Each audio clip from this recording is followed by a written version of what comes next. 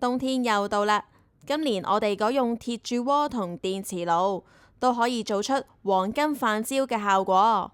獨獨地嘅我，想煲一煲1人前嘅煲仔飯都唔容易。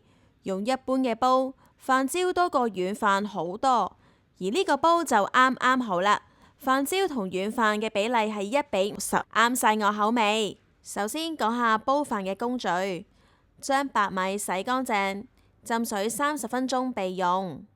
再將白米同杯半嘅清水倒入鍋裏面，用中火煮3分鐘。小心呢個步驟，煲裏面嘅水會滾出嚟。開蓋，用筷子攪勻白米，咁就可以避免黐底。然後轉細火煮5分鐘。之後加入你想落嘅餸，例如鹹魚肉餅、臘味、排骨等等，用大火煮2分鐘，再轉細火煮15分鐘，最後熄火焗15分鐘就食得啦。喺呢個時候，大家會聞到一陣飯焦嘅香氣，咁就完成㗎啦。